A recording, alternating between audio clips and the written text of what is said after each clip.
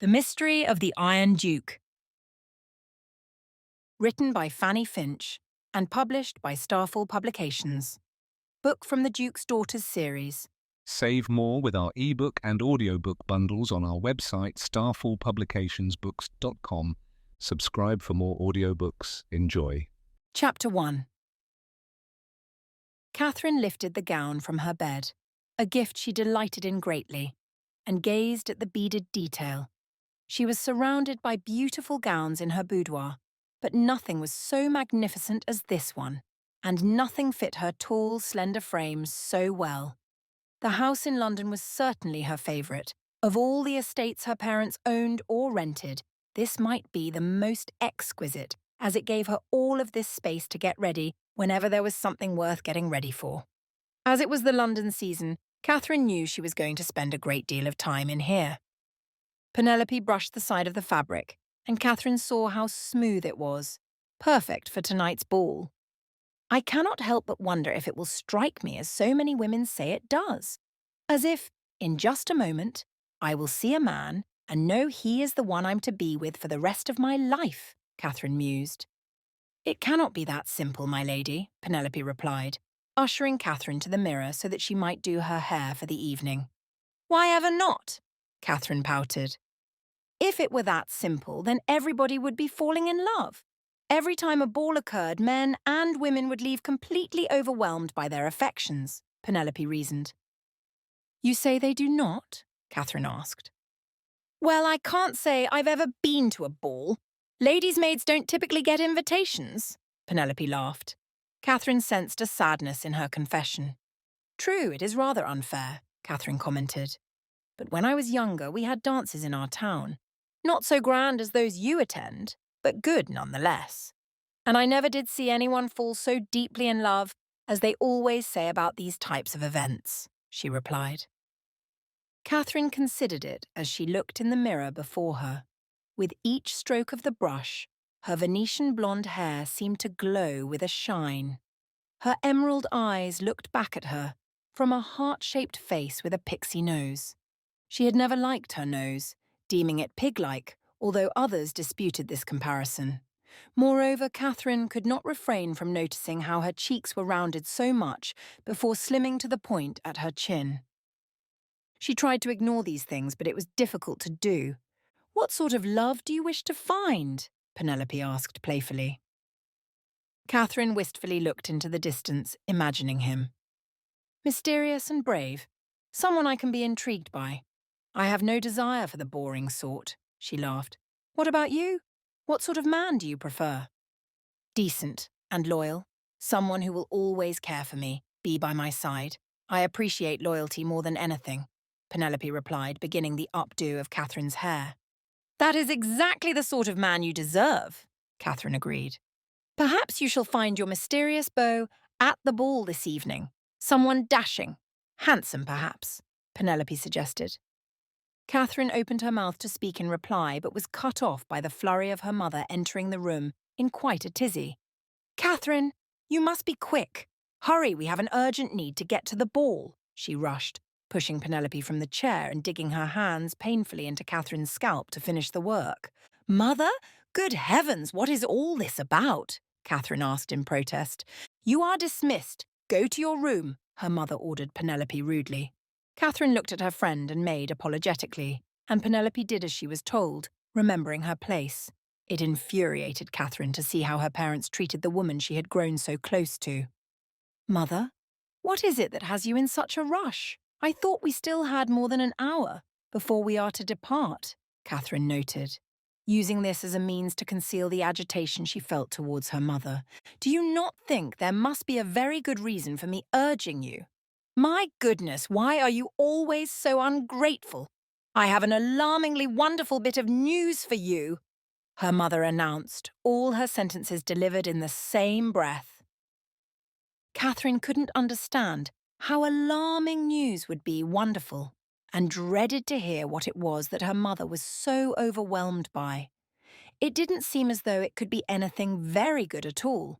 In fact, she was already quite alarmed by her mother's strange behaviour. Lady Abingdon sat her rather plump body on Catherine's bed as though she were a childhood friend. A bit of pastry was flaked upon her chin, and Catherine debated whether or not to tell her. In the end, she decided to wait until she heard the news. "All right then, I am listening," she said hesitantly. "You had better be, because this evening is going to change the fortunes of this family forever. And you are going to make us all very proud," Lady Abingdon said. Although her voice was lilting and excited, her blue eyes failed to shine, and she remained vacant as ever. "And how am I to do that?" Catherine asked with continued anxiety, imperceptibly backing away from her mother. "You know, of course, that our host for this evening is none other than the Duke of Windermere. He is one of the most powerful men in the whole of England, Catherine. Of course, that is to say, he is shockingly rich. Can you even imagine?" she carried on. Catherine knew all of this. She couldn't imagine why her mother was fawning over the fact. It was not as though the identity of the ball's host had ever been a secret.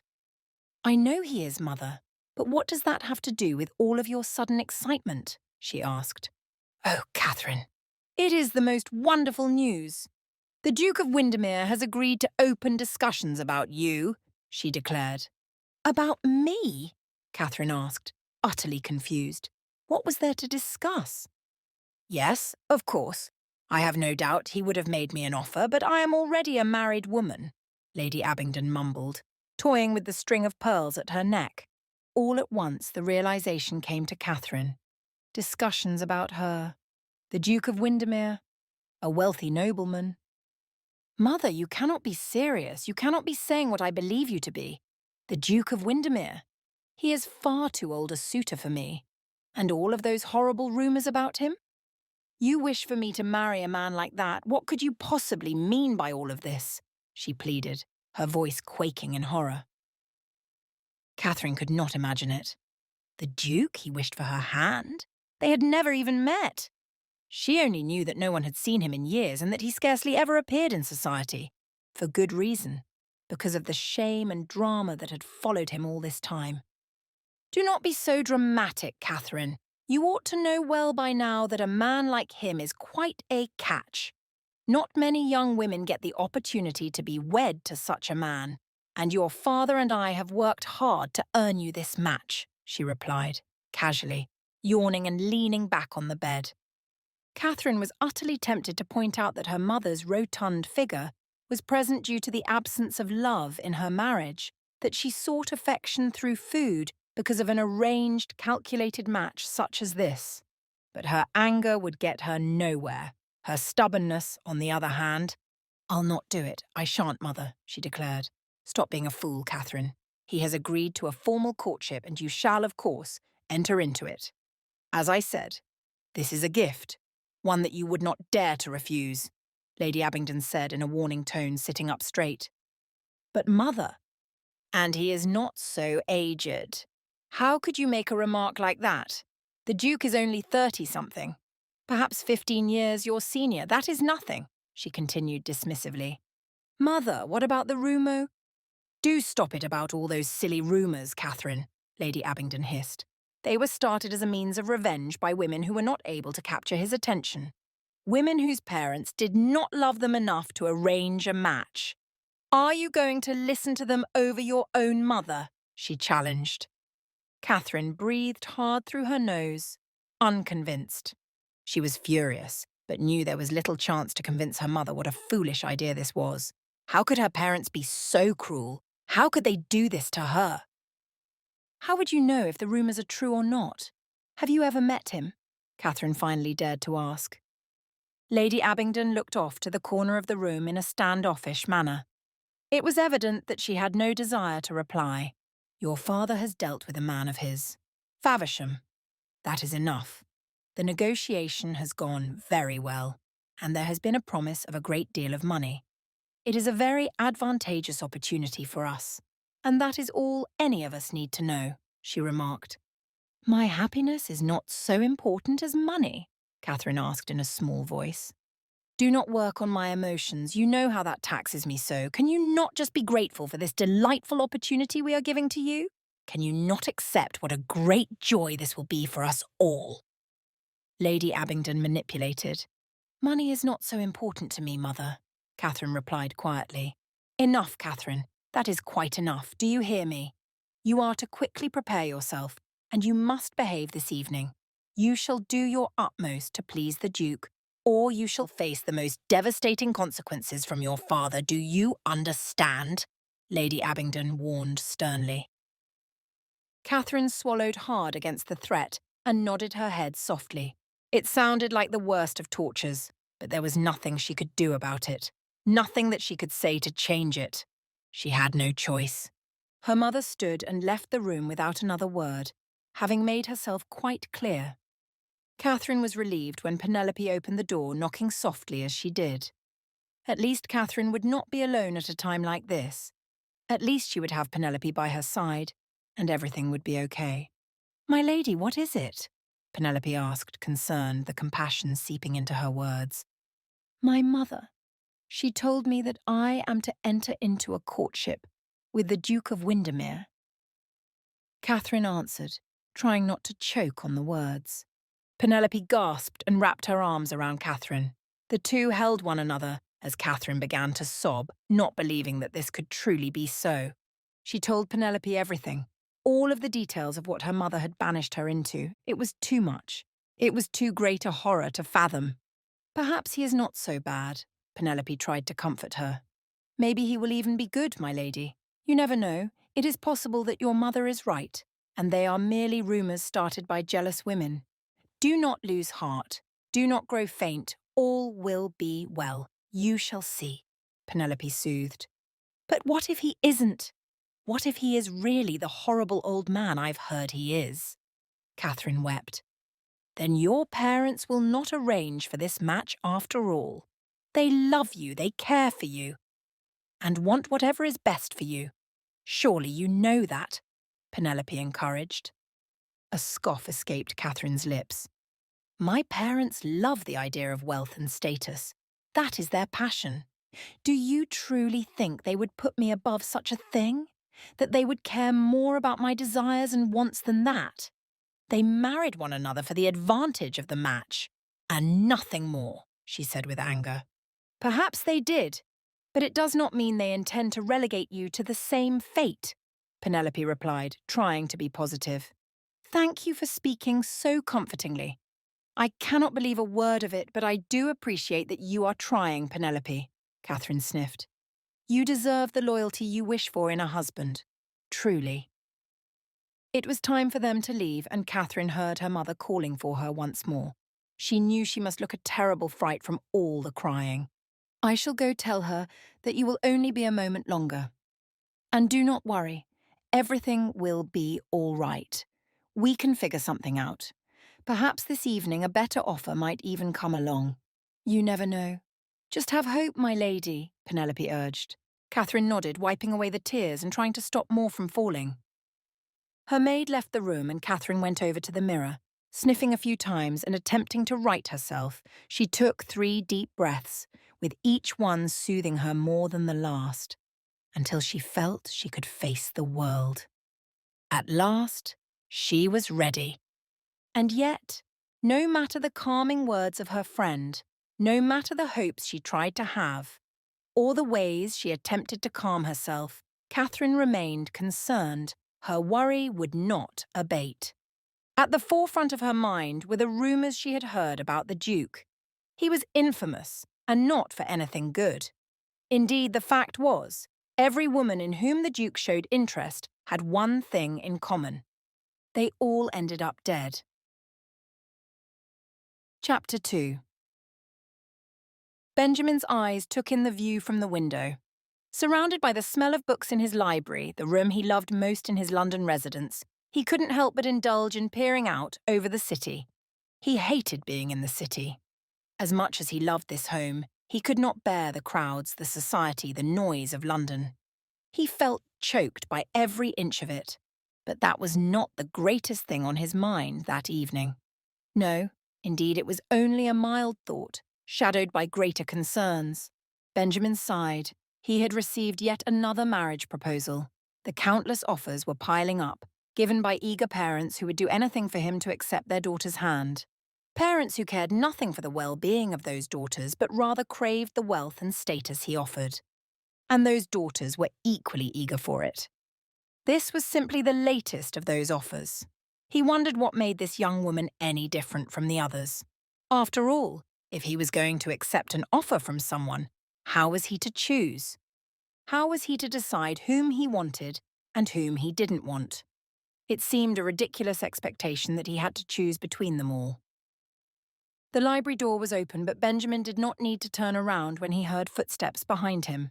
He knew those steps, and the majority of his other employees were cleaning the estate or baking and preparing the drinks for the evening. "Good evening, Your Grace," Faversham greeted respectfully upon entering. "Good evening, Faversham. Are you ready for all that lies ahead?" he asked, eyes still trained on the city beyond. "Indeed. I have something for you," Faversham replied. From the corner of his eye, Benjamin saw the salver presented to him. A missive lay atop it, and he sighed, taking it in his fingers. Without a glance, he fiddled with the edges of the paper before setting it on the table to his left. "Could you pour me a drink, please, Faversham?" he asked politely. "Of course, Your Grace," the valet replied. He had been an excellent companion. Faversham's loyalty and dedication to Benjamin, through everything, had been unwavering. Benjamin could hardly understand why. Surely he was not deserving of so good a friend. And yet Faversham had stayed with him. In a brief moment, Faversham handed Benjamin a glass of whiskey. He swished it in the glass before swallowing the lot of it. Faversham quickly refilled it, although Benjamin knew he oughtn't drink too much before the ball that evening, only enough to find his courage. He would soon be surrounded by hundreds of guests. It was one of his least favourite things in all the world, having people invade his space. But it had to be done. It was simply the duty of a man in his position. More than that, he needed the world to know he was not the terror they had come to believe him to be. Whether he desired it or not, the name of his family rested upon the stitching up of his reputation, a reputation that had left few parents even remotely concerned for the well-being of their daughters. He would never be such a father, of that he was determined. While Benjamin knew he was destined to be alone, he made the commitment regardless, knowing that no child ought to be traded so selfishly. "The letter, Your Grace. You do not wish to read it?" Faversham inquired, his voice rife with hesitation. Benjamin sighed, wondering why he had to think about these things. "I do not. I know exactly what it asks of me.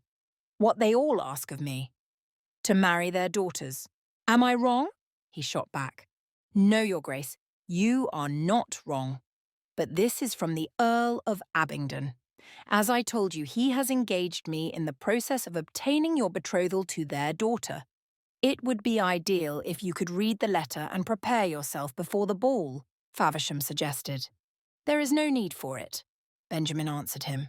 "Now do pour yourself a glass and have a seat. There is a long night ahead, no reason to weary yourself now." He listened as Faversham poured another glass and made himself comfortable. Benjamin noticed the sky dimming from afar. It would not be long now before guests began to arrive. Within the hour, certainly. "Oh, London. Why do I always struggle when I am in London? Have you noticed the way this city grows grey when evening falls?" he mused. "Yes, I suppose it does," Faversham agreed. "And the noise? Oftentimes I feel as though my head is ringing with it, as if even within these walls it cannot be escaped," he continued. "Your Grace, if you detest the city so much, then why have we come?" the valet inquired. Benjamin had been asking himself that very same question time after time since their arrival. He knew why. He knew what was expected of him. But it didn't change the fact that he missed the countryside and his trips to Brighton and, best yet, those brief stays away from England entirely. "It is what the world expects of a Duke, Faversham. As I've no say in my title, I've no say in which aspects of it I choose to honour and those which I should like to ignore. It is my family's name that depends upon me. So, I must come," Benjamin conceded. "I understand, Your Grace. Although I must say I am sorry you have to endure these things which you hate so deeply." I understand this city is not always kind, he said quietly. No, it was not. The vast majority of Benjamin's experiences in the city had been quite terrible. He was always spoken about, always felt as though he were lurking, unwelcome, through the streets of the city. He faced stares and gossip and all manner of struggle. When he entered the gentlemen's clubs, he was treated with dignity and respect on the surface, but he remained certain of all the things that were said the moment he turned his back. It was horrible to be feared. It was painful.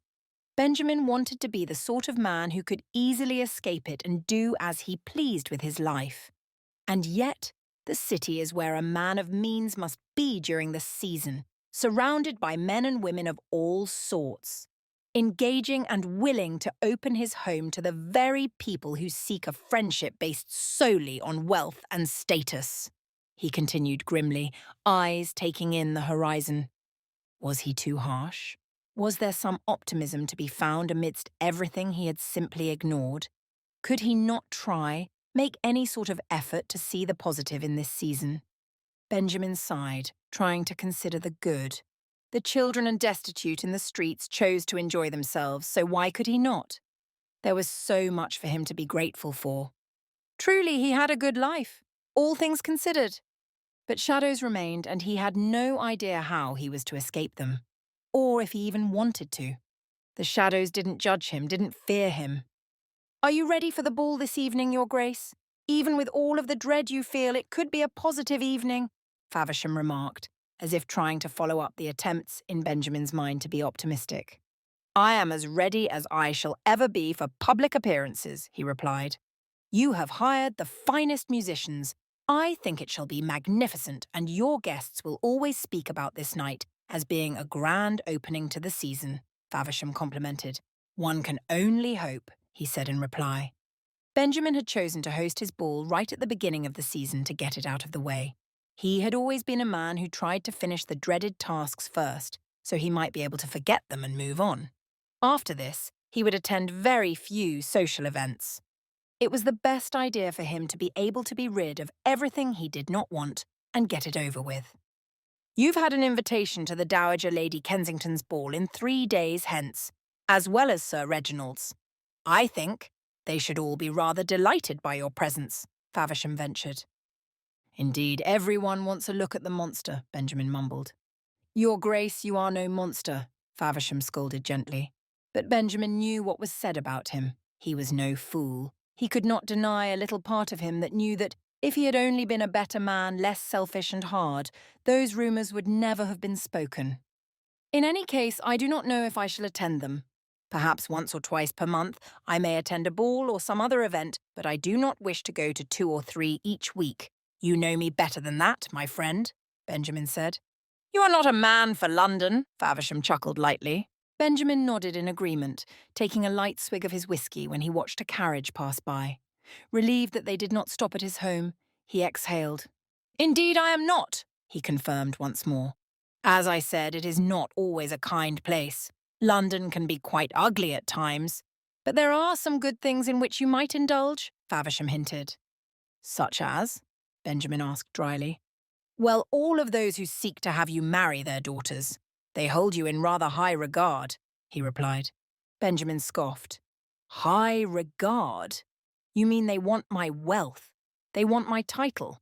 There is very little regard held when I am desired only to elevate the status of another. I do not see that as much import, he said.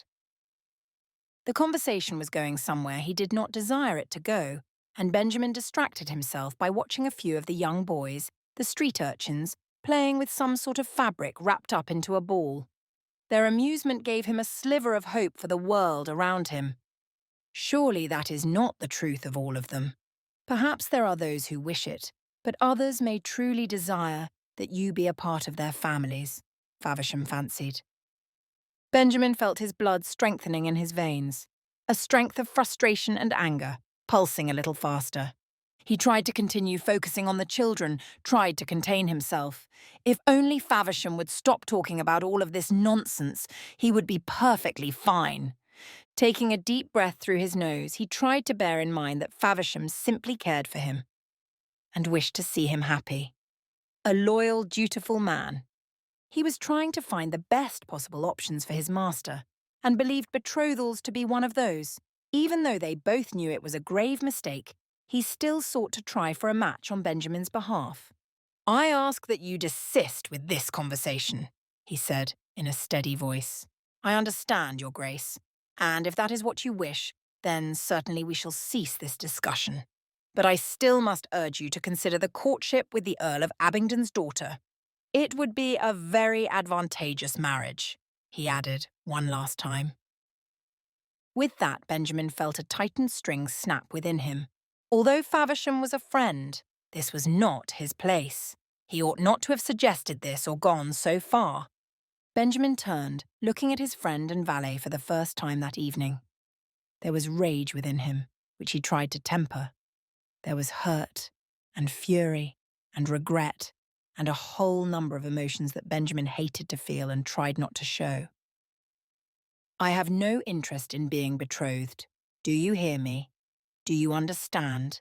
No interest at all," he said with finality. Faversham looked at him with hesitant eyes before daring to speak again. "It shall not be like last time," he remarked quietly. The string had gone too tight. Now, rather than a snap, Benjamin felt it break completely. The memories of everything were too much, and there was nothing for him to do but launch the tumbler in his hand into the fireplace, where it crashed with the loud shattering of glass blown generations before. The flames licked at the pieces that landed within, and he knew that Faversham would say nothing more for now. But Benjamin could not bear to remain in the room. Not after this outburst. He turned swiftly, marching towards the door. The sensation of warmth from the firelight caught his face, just as he passed a mirror. A small glimpse was more than enough for him. It caused him to wince, his reflection unbearable to himself. If he could remove every flame, every source of light, and every reflecting surface, it would not be enough to satisfy him. No, he was not a man for the city. He was a man for seclusion. Faversham was wrong. He knew it. It would be exactly like last time, and all foolish hopes to the contrary were only a waste of time. After all, how could he ever be happy in a marriage? How could he prevent another tragedy? No, if these young women's parents cared so little for them, he would have to do it. He would have to be the one who worried and was pained by the use of their girls. He would have to be the one who made an effort to look after them. After all, they deserved better. They deserved better than him. They deserved better than to be forced into marriage with a man who had so many secrets. Far too great, far too dangerous. He would never have a happy ending. Chapter 3.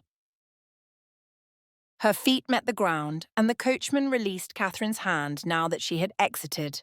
Before her, a grand estate stood tall and opulent in every way. Lady Abingdon's jaw fell, and Lord Abingdon wrinkled his small nose in jealousy. It seemed to sink into his round face, and Catherine had to look away. She took in the view of the home, and regretted it immediately. She was not typically impressed by such things, but this home, with all of its grandness and exquisite beauty, seemed to strike her nonetheless. She simply could not help it. The beauty was more than she had ever seen, and for a moment she wondered what it must be like to be the lady of a house such as this. The moment the thought entered her mind, she pushed it away, angry at herself for even considering it. Catherine knew she was stronger than that, able to see past these things. She would not allow herself to be struck by opulence. But the balconies jutting out beneath dozens of windows, the intricate carvings, the floral motifs, all of it seemed beyond its time, as if it had been brought back from some beautiful day in the future. London society always sought to be beautiful, but it was only a superficial sort of beauty. There was never anything behind it or real about it. Catherine saw others arriving as well, and realised that every one of note had been invited. This was not a simple ball for some of the dukes and earls. This was an event for everyone among the nobility, and there were a few faces that Catherine was shocked to see. Lord Abingdon seemed to notice the faces as well, and proceeded forward in an arrogant swagger that caused his gut to protrude forward. His shoulders hung back as if to elongate his body, but it only made him look apish. Seeing that they were finally moving forward, Catherine cautiously followed, trying to hide her nerves. It was not the many faces of nobility that caused her such anxiety, but rather the awareness that she was soon to meet a man to whom she was apparently betrothed. Her mother noticed the gentle fidget of her hands as they began up the stairs to the entrance, and Catherine accepted the glare. She made every effort to right herself, to present herself as elegant and strong. "Stop slouching and fidgeting. What is the matter with you? Do you not know how important this evening is?" her mother hissed. "Yes, mother. I'm very sorry," Catherine replied quietly, swallowing the bitter anger she held within. "Now, when you are presented to the Duke, His Grace, you must be shy and respectful. Flutter your lashes like this," her mother demonstrated. Catherine had to press her lips together so as not to laugh at how foolish her mother looked. She did not wish to be disrespectful, but it was quite amusing to see. "Of course I shall, mother," she promised, though knowing full well she would never behave so falsely. "You will curtsy. Use a soft, breathy voice to greet him by his proper title and press forward when you descend so he might catch a glimpse of your assets," Lady Abingdon hinted. Catherine was mortified by this thought. As a slender woman and taller than most of her peers, Catherine had far less to display in that department. But even if she had, it was improper, and her mother was disgracing her by even suggesting it. "Stay quiet unless he speaks to you, and answer only in such a way that shall flatter him. Make statements such as, 'My goodness, what a fine home you keep, Your Grace,' and 'It is my highest honour to be presented before you,' and what not," Lady Abingdon instructed. Catherine nodded, feeling like a fool. Soon, however, they entered the hall, and Catherine had a little bit more room for freedom as her parents quickly discovered the table filled with pastries and drinks of all sorts. Now that they were elsewhere occupied, she took a deep breath. She looked about the room, noting the ample number of young gentlemen and catching the eye of some. It was strange, feeling so on display for all of them to see and notice. She wondered if this was how it would always feel to be a young woman. Before we continue into the story, do us a favor. Like this video and hit the subscribe button because it helps very much with YouTube's algorithm. If you want the audiobooks ads free, visit our website and select our bundles to save more. Thank you again. Now back to our story. As if she was the table full of treats they would like to devour. Her dance card began to acquire names upon it, and Catherine acquiesced to dance with a few gentlemen. They all bored her, and she felt that they were quite possibly too youthful to be of any interest to her. While she did not wish for an old man, they seemed young and immature. The Duke, however, was nowhere to be seen. She heard a few conversations around her mentioning him and the fact that he had yet to come and greet his guests. "I've not seen him yet," whispered a debutante nearby. Catherine subtly leaned her body closer, as if uninterested, trying to learn more. "Do you know what he looks like?" the other young woman asked. "No, nobody has seen him for an age. They say he has spent a great deal of time in the country or on brief travels, probably because of all the shame. After all, he must be quite brave to host this evening when we all know the truth about him," the first replied. Catherine glanced at the young women for the first time. It was a quick look, but she saw that the two wore exquisite dresses, perhaps even more beautiful than her own. Their faces, however, were piggish. A small part of her felt satisfaction at that, not because of jealousy, but because of how they spoke of the Duke so rudely. True, they were the same thoughts she had been having, but she would not go about gossiping when she knew only from the gossip of others. What evidence did they have? While she dreaded any meeting with the Duke, she knew she was to respect him if she was forced into a marriage. Catherine's anxiety intensified then. What sort of a fool was she? Having defensive thoughts for this man? She knew nothing about him other than those very rumours. But was he kind? There was nothing to tell her. No reputation preceded him in that regard. Was he handsome? Still, she had no knowledge. Catherine wished she at least knew what he looked like so she might be able to keep an eye open for him. If she saw his face, she might be able to better prepare herself. She could hide for a moment and then come out when she was ready. "You know that he paid off the constabulary, don't you?" one of the women said then. It captured Catherine's attention all over again. "For what?" gasped the other. "For the deaths of all the women. And in his travels I have heard that everywhere he goes, a body is left behind," said the first. Catherine felt her heart pound. It sounded absurd. But what if it was true? What if he really was a monster that was going about killing women at every turn? "I suppose it is possible. I mean, not that I would ever believe such fantasy, but you have heard what happens to him at night, have you not?" asked the other, sounding as though she very much believed the fantasy. "Oh dear, what happens?" asked the other quite dramatically. "I oughtn't to tell you, but it is rather awful. He turns into a great beast. Red-eyed and howling, he roams the halls of his residence, seeking the ghost of his first love," she whispered, just loud enough for Catherine to hear it. It sounded utterly ridiculous, but what sort of man was this that she was to marry? Why had her parents abandoned her to this man? Panic struck her, but she could not stop listening for more. "He seeks her ghost?" asked one. "Indeed, his first betrothed. She mysteriously disappeared. And that is nothing compared to Fiona. Everyone knows he killed her in cold blood," replied the other. Catherine tried not to gasp, but her heart would not still. She had no idea who Fiona was, but these girls seemed to. All of their words erased her desire to remain respectful of her intended. She could bear it no more. Catherine would have to beg her mother and father, tell them anything that might convince them otherwise. Perhaps as the evening wore on, she would indeed find a better match. She could find a man who would keep them satisfied, a man with wealth and a title, but no rumours. The idea of being with someone whom everyone supposed was a murderer was sheer madness. How could her mother and father expect this of her?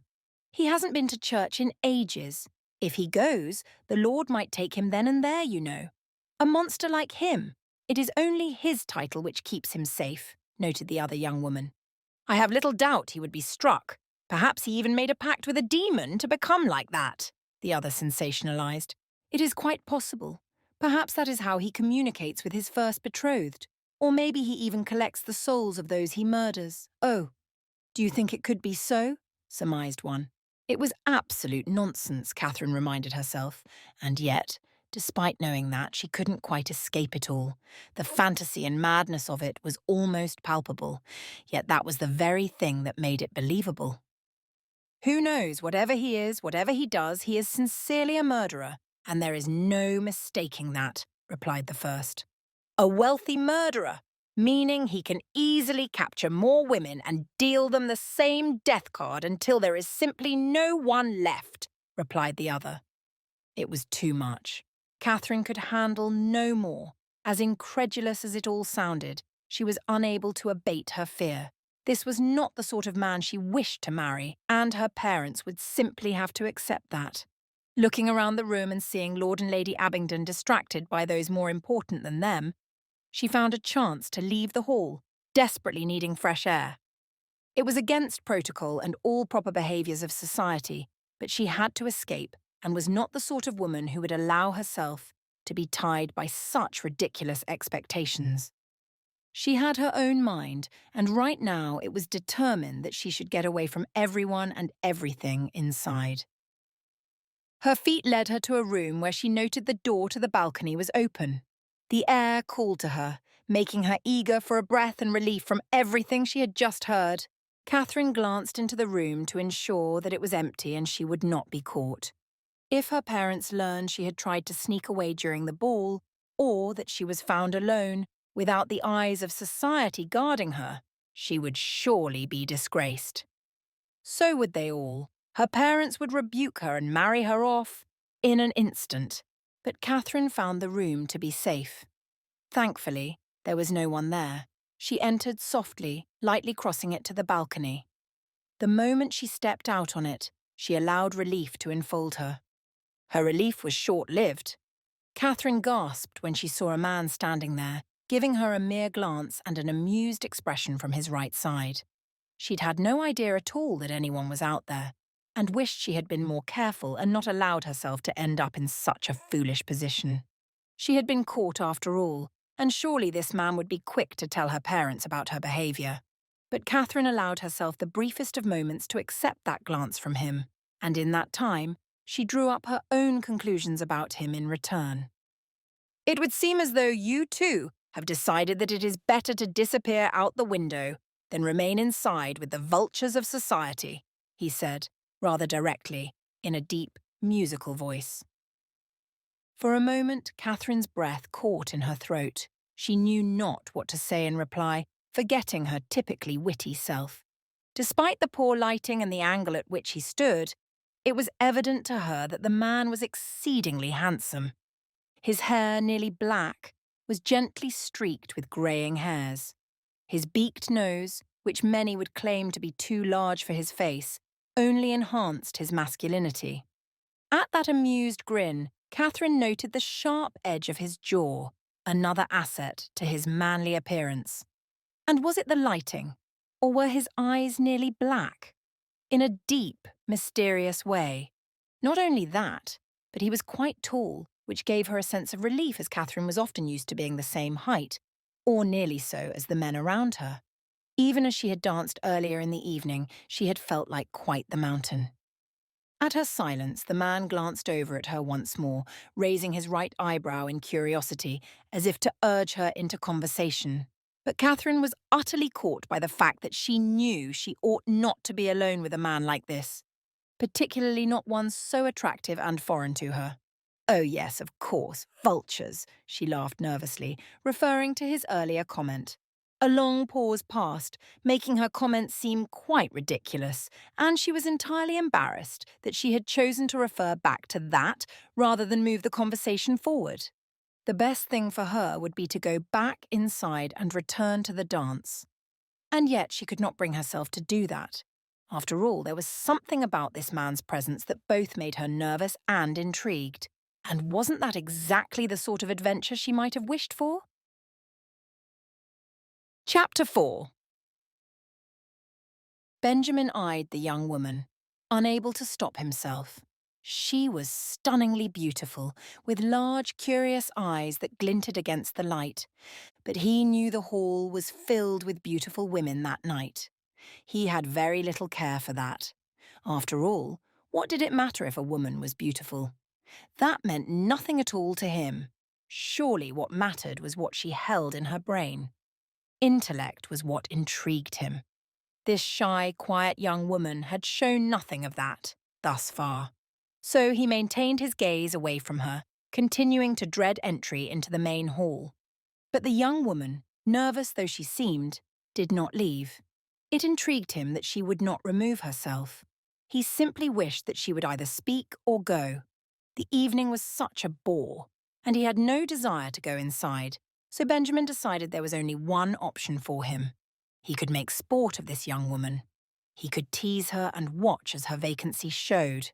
After all, if she was a young woman at the ball that evening, surely she must have been there for no other reason than to secure a match and make her family proud. "Tell me, what is it about balconies that you prefer to people?" he asked simply. "I beg your pardon?" she replied, evidently uncertain. "Well, something must have brought you out here and away from them. Do tell me, what has you so frightened of being indoors?" he continued. "What makes you believe I am frightened?" she retorted. "You are the daughter of a nobleman," he quipped. "Is it not the duty of all noblemen's daughters to be shy and frightened, waiting for their rescuer?" He waited at this, wondering how long it would take her to look at him with fluttered lashes and confess that she longed for a prince to sweep her away. One of her parents choosing, of course, because she was a good girl. The only thing young women need rescuing from is a society that tells her vultures belong in a dance hall and how it is shameful to depart on one's own, she replied, giving him a cocked eyebrow and a tilt of her head. Benjamin was surprised by this response. He had not expected her to have any sort of mind of her own. After all, young women were trained well to avoid such a thing. "And what makes it shameful?" he asked, curious to see what other thoughts dwelt within her mind. A vulture may pick its prey at any time, but only so long as he has the approval of a young woman's parents. It is their deepest fear that if she should depart, she may come upon a swan instead, she answered him. Again, he was taken aback. This was a young woman who truly did not wish to be picked apart by society and was willing to share that openly with him, despite the fact that such a thing was frowned upon. "You do give your opinion quite soundly," he remarked. Benjamin could not help but wonder more about what this young woman was like. She had already surprised him, and he noticed she was growing more comfortable than she had been moments before when he first spoke with her. "If I'm to be told what to say and do, how to dress and present myself, then I must conclude that my opinion is the only thing I have that is my very own. All else belongs to the rest of London," she confessed. "All of London? Is there anyone in particular?" he asked. The young woman looked at him, and he allowed himself to hold her gaze, turning just enough that she could speak directly to him. "Does not every English girl belong to her parents? And are they not willing and able to exchange her for any goods they see fit?" she challenged him. Of course. Her parents were the sort who sought money and power. No wonder they brought her here. Perhaps they had even seen him standing out here and sent her. Maybe this was all a ruse to get his attention. But he couldn't be sure. He wondered if she was like them and wanted to find out as quickly as possible. He would have to continue in this dialogue until she gave him some sort of answer regarding her own character rather than simply that of her parents. "And do you not desire to have those things? What young woman could be blamed? The safety and security to be found in a title and wealth are certainly a temptation to any man or woman," he remarked casually. "You, sir, have the luxury of saying that. You are a man, but I have been arranged for a courtship at the behest of my mother and father. Without my consent or desire, wealth and power mean nothing to me when I am stuck being committed to some old duke," she said bitterly. "Some old duke?" he asked, curious.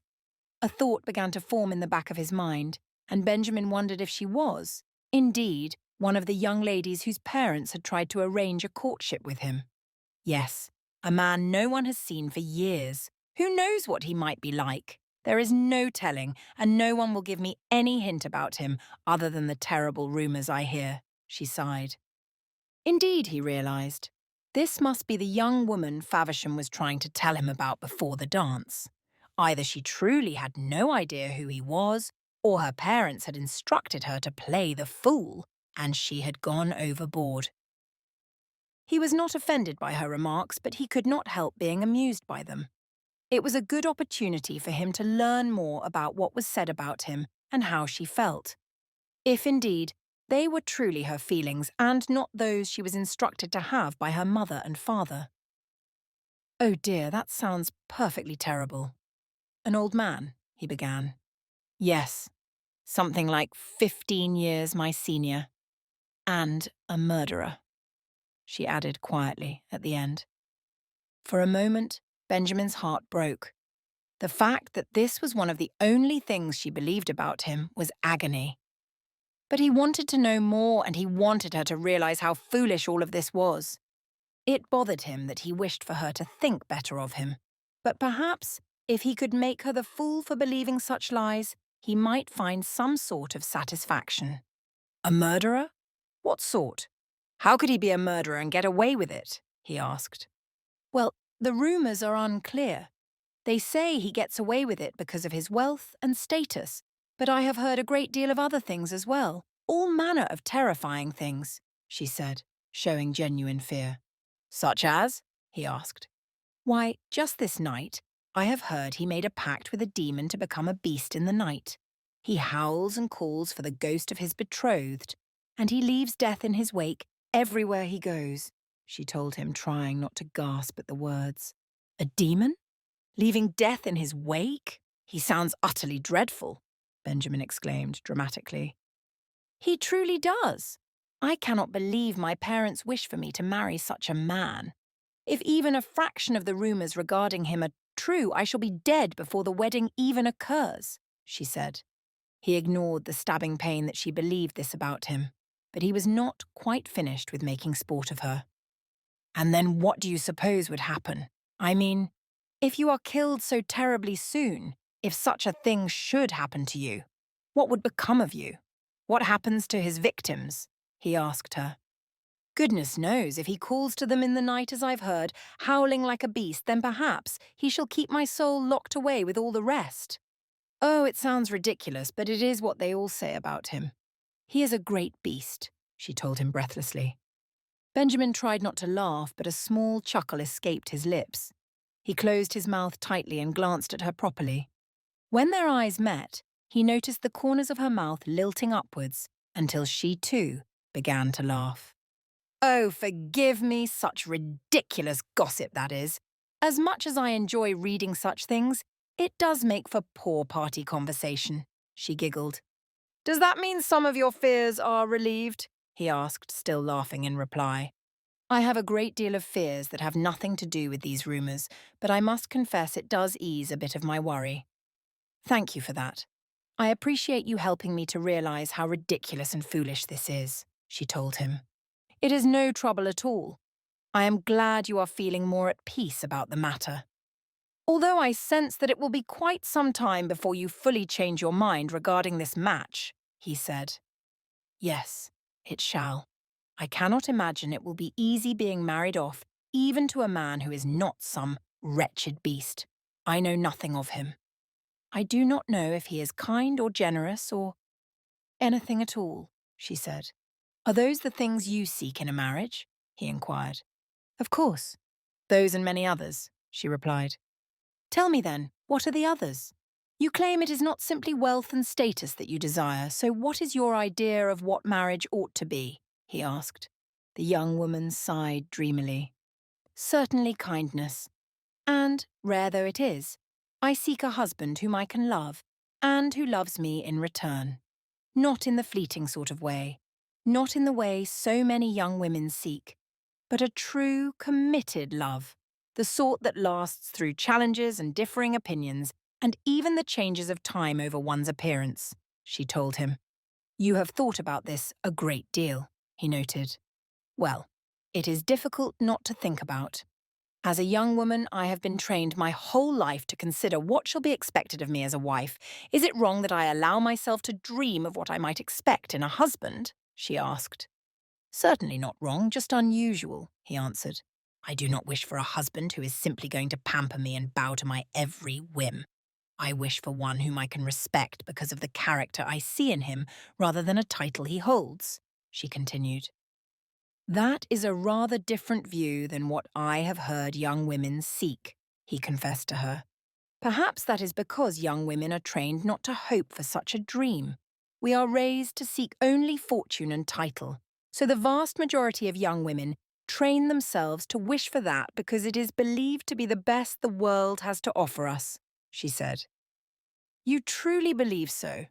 He asked, ever more taken aback by her honesty and opinions regarding these things. Of course. I would be a fool to believe that such a match could ever take place. And it is painful having dreamt of something different and knowing I shall never have it. Sometimes I wish I could be content with the same things other young women want. I wish I could be content to search for a husband who has wealth and title rather than hoping for love and respect within my marriage one day, she said. You surprise me, he admitted to her. How so? She asked him, looking at the side of his face that was still visible. I have never met a young woman who has thought further on these matters, he told her. Perhaps she was not foolish enough to tell you that she felt such, the young woman retorted. Society demands otherwise from us. Although it was barely visible, he noted a small shudder in her frame. Are you cold? He asked her. She looked at him, caught off guard by that simple question. Perhaps a little, she confessed. Benjamin considered his options. There were a few things he wondered about her still. He could remain outside with her, trying to learn more, or he could ask her to dance. In reality, she seemed very different from how he might have considered her just a few moments before. She was wise and mature, unlike any other young woman that he knew. And yet, it was clear that her parents, Abingdon, was it, were only seeking after his wealth and title. Surely she could not have come by her own thoughts so easily. She must not be so different from them as she seemed. This was all certainly a game of theirs. It was likely something they had come up with to engage his interests and create a bond or connection between the two. But he still wished to learn more about her, and this would give him the perfect opportunity. If they went inside and danced together, he could quickly learn who she really was and how she truly thought about matters. The apple could not have fallen so far from the tree. Her parents must have trained her very well in preparation for this meeting. "Would you like to go inside for a dance?" he asked her openly and in a friendly manner. Benjamin held out his hand to her, allowing her to reply as she wished. The young woman, whose name he could not quite recall at that moment, looked at him hesitantly. But after only a moment, she opened her lips to reply. "Yes, thank you," she said. Then her soft, elegant hand slipped into his. Chapter 5. It was strange to slip her hand into the one belonging to this stranger. How could she have ever imagined that she would be here with a man she didn't even know? Catherine had millions of questions racing through her mind, but she tried to ignore all of them. She did not have to worry about it. She was here, and this handsome man had truly listened to her, something that never happened for her. The moment they were inside the ballroom, the hall fell silent. Eyes from all directions landed on them. There was a stillness, and even the music ceased to play as they walked in hand. Catherine had never been the object of everyone's attention. She had never experienced this strange sensation of being watched by all who surrounded her. She couldn't help but wonder what it was about the two of them that had caught everyone's gaze, but she tried to ignore it regardless. Still, no matter how she tried, she felt the eyes of the women present, boring into her. It made her proud to be escorted by this handsome man. It made her feel important to note the whispers that surrounded them, and the fact that the women could not even contain their jealousy as she was being led by such an exquisite man. Certainly they were forming all manner of gossip. That was simply what women did. But she did not have to fall prey to this. She could ignore it. She could focus on the man she walked beside as she was curious to learn more about him. He might even be a man important enough to convince her parents to reconsider giving her to the Duke. After all, if this man was actually showing an interest in her, certainly there would be others as well. And maybe one of them, or even this man, was indeed important enough to be what her parents wanted.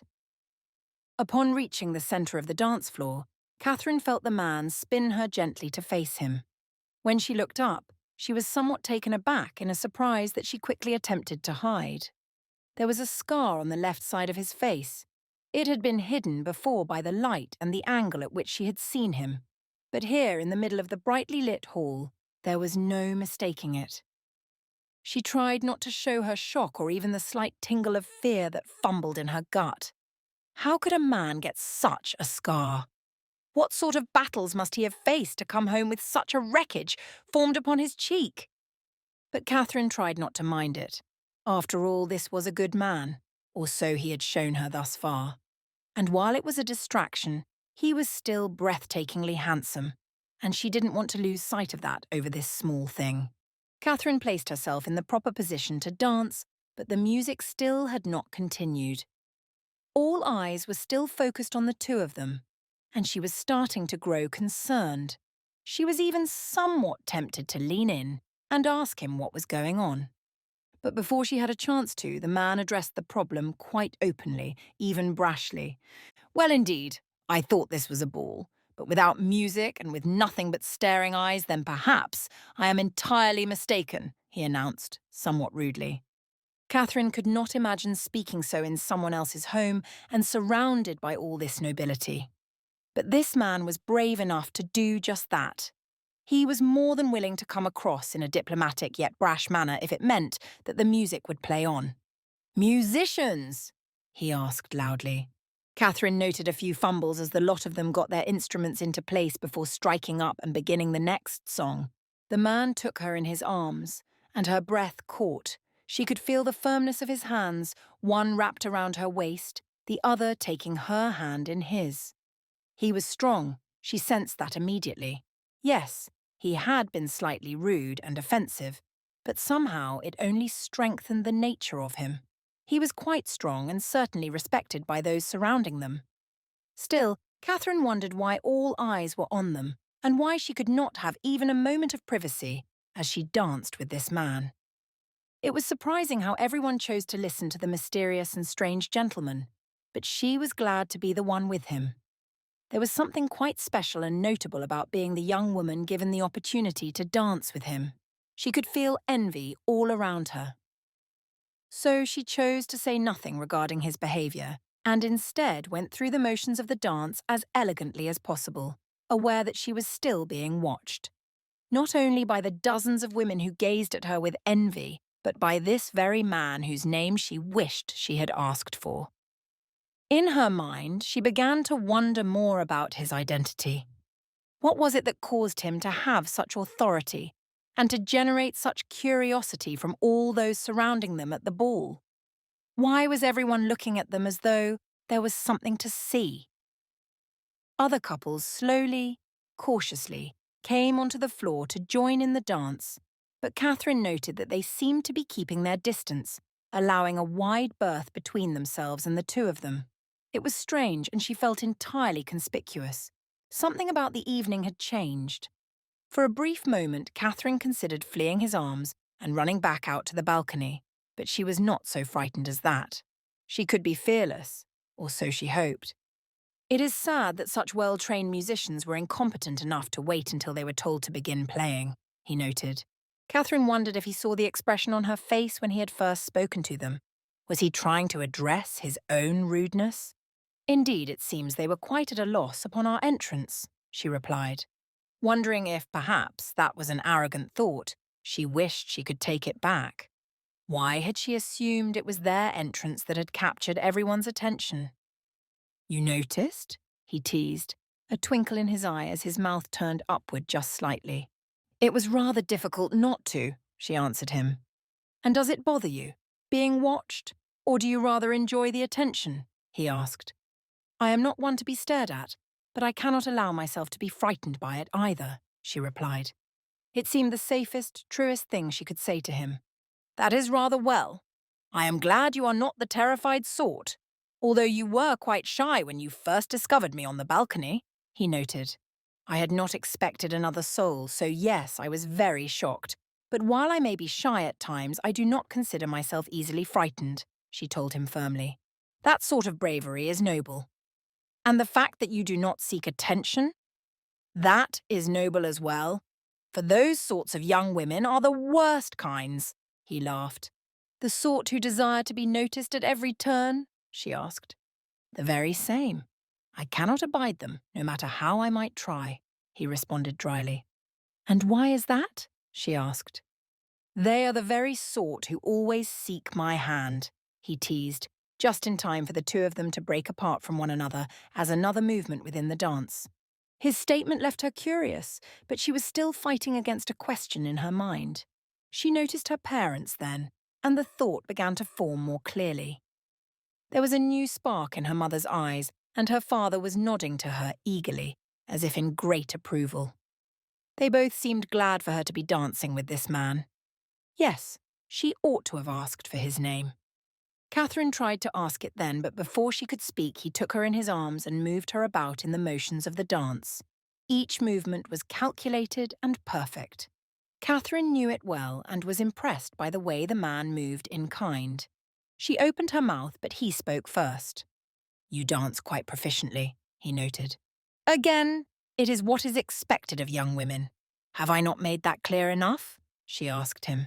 Whatever is expected of young women, I have not the patience for it.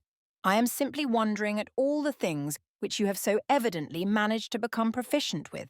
You are rather impressive, he complimented. How so? She asked. You wonder? He replied. Of course I must wonder. What is it that you find impressive in a young woman who has little to be said about her? I have done nothing of note. In fact, aside from dancing and speaking my mind, you know nothing of me, she told him. And you know nothing of me, and yet you agreed to dance. So, evidently, there is something about me that also intrigues you, he retorted.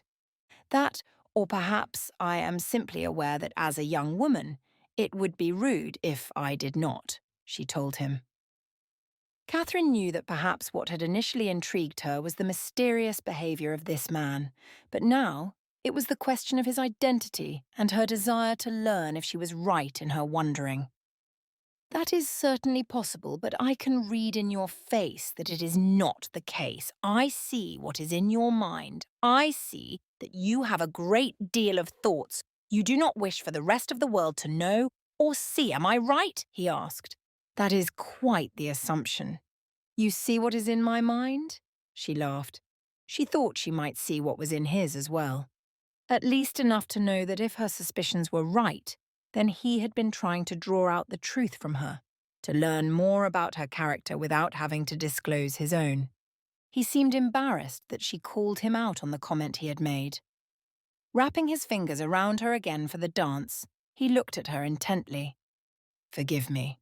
That is not what I meant to say. Rather, I was trying to address the fact that you have a great deal more in your thoughts than most of the women here. Therefore, it is easier to see your skills, and it is easier to be intrigued by you, he said. You give me far too great a compliment. I think there is very little intrigue to be found in me, she said to him. In truth, he was the one who was utterly mysterious and leading her to feel such a great deal of curiosity. Catherine wanted to know more about him. She was still eager to ask his name, to see if her suspicions were correct, but they were in the throes of conversation, and it seemed impossible to break through that and come out with her silly question. I have noted your parents over there, he said suddenly, and to her great embarrassment. Then I pity you, she told him, immediately regretting having made such a disrespectful comment. He cocked an eyebrow over one of his black eyes, showing that he was surprised by her brazen comments. Forgive me, that was not the sort of reply a daughter ought to offer, but I am sorry for how they are behaving and how you have had to be a witness to it, she said to him. You are not cheering yourself on in pride for the conquest of this dance as they are, he asked her. I think you understand by now that I am not the sort to cheer myself on for much of anything that society regards as an accomplishment. Unless, of course, you deem me to be merely a mouthpiece for my parents and a temptress at their behest, she replied. The conversation was quick and somehow quite thrilling to engage in. Catherine felt that she had a retort for anything the man had to say to her. She was growing more and more certain of her suspicions, and even began to feel somewhat out of breath from being in his arms as he spun her about. The room around them was nothing but eyes and open jaws and whispers, but Catherine felt a thrill in the midst of it all. She felt strong and brave and assured. There was nothing for her to be worried about, and she was determined that she would not be distracted by the gossip or even her own thoughts. I certainly see you are not that sort of young woman, but it does not mean you have no ambitions of your own. Surely you have dreams, desires? He asked. Did you hear nothing of what I told you regarding the beast I'm to marry? She retorted, seeking his expression. Perhaps you were simply trying to appease me to make me believe you are a stronger woman than you are, to impress me, he remarked. I suppose that is possible from your perspective, but I know full well I am not the young woman who would do such a thing. Regardless of your opinion of me, I cannot pretend I am exactly the same as other young women you might find in this hall this evening, she said. That is why I asked you for a dance, rather than them, he replied. The music began to wind down and come to a close. Catherine slowly slipped her hands free of his as the other couples departed from the floor. He still held her gaze, and she did not look away from him for even a moment as she finally allowed the question to form on her lips. What is your name? Chapter 6. You finally realized with whom you are dancing, and what do you say about your intended betrothed? He questioned. feeling the same amusement playing on his face. It had been a delight watching her figure it out throughout the dance. Every time he sensed her question coming, Benjamin had worked to fight it off just a little bit longer. But her expression could not hide that she was beginning to realize who he was. It was far too great a scheme for him to give it up. But soon she regained her composure, her eyes slit ever so slightly, apparently not appreciating having been a pawn for his amusement and entertainment. "Forgive my impudence, Your Grace, but we are simply meant to be courting. There has been no formal commitment that I have been made aware of," she told him rather pointedly. Benjamin smirked at her words and the way she was willing to speak to him like that. It was rather interesting to watch her attitude shift. Yes, she spoke very decidedly, and it made him curious. They had not yet cleared the floor when the musicians began another song. It would have been quite daring for him to have her dance with him again. After all, society had rules for that as well. But he didn't care. More than that, he sensed she did not mind so much either. Benjamin swept her back into another dance, ignoring the pointed stares. This was his home, and he would do as he wished. Besides, he knew her parents would hardly mind having him show interest in another dance with her. "You think I am to be moulded into another dance so easily?" she asked, moving with him in each motion. "It would seem so," he replied, noting she had done just that. The look in her eyes had grown cold and bitter, and yet it was intoxicatingly beautiful. He had become somewhat enamored by her wit and charm, but her beauty was still impossible to ignore. Yet he could not help himself. The temptation to provoke her was far too great. "I have 2 questions for you," he began. "Indeed, you have answered mine, though not directly. What can you possibly have to ask me in reply?" she inquired. "The first is that you tell me what I am to call you." "Forgive me, but I was never told your name directly," he said. "I am Lady Catherine," she answered, seeming relieved that this was an easy question to answer. Benjamin was glad he had begun with this one. The latter would be far more entertaining to watch her try and answer. After all, he had not yet finished trying to overwhelm and agitate her. That was far too great a fun. "My second question for you, Lady Catherine, is quite simple," he said. "Then please be quick about asking it," she said to him, the attitude still quite present on her face. "I must ask you whether or not you enjoy this," he said. "The dance?" she asked. "No, not the dance. The rest of it," he said. "You mean the cultures? Have we not already discussed this?" she replied. He was having a great deal of fun trying to lead her into frustration before posing his real question. "Oh dear, I have not explained my question well at all, it would seem," he remarked, spinning her until she was facing him directly again. "What I mean to ask, Lady Catherine, is whether or not you enjoy being sold off to the highest bidder like a piece of livestock," he finally said outright. The look of horror and rage on her face was worth it, but Benjamin was not finished yet. "I do detest social climbers. You know, the money grabbers you spoke of before? I absolutely despise them. I know this is how society works, but I can scarcely abide them for even a moment," he said. The look of anger on her face showed for only a moment before she regained herself. Lady Catherine was clearly furious that he had included her in the sort of people he was talking about, and that gave him a small semblance of peace about her, but it was still not enough. Benjamin needed irrefutable proof that she was not like her parents or the others who surrounded them in the room. "Have I offended you?" he asked, knowingly. "Of course not, Your Grace, for you have only confirmed one more thing we have in common. I too hate social climbers and money grabbers. What's more, I often find that the worst of them are those who already have too much and think of themselves more highly than others as a result," she quipped. He sensed the insult she was trying to pay him and was impressed by her quick wit.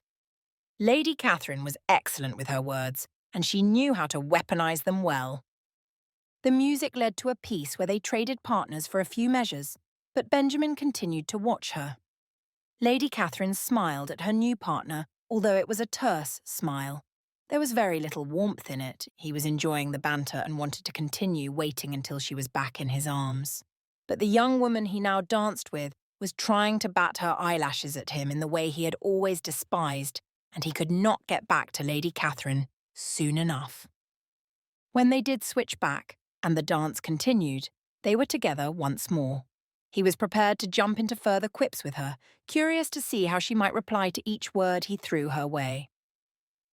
"Lady Catherine, you do speak rather forcefully.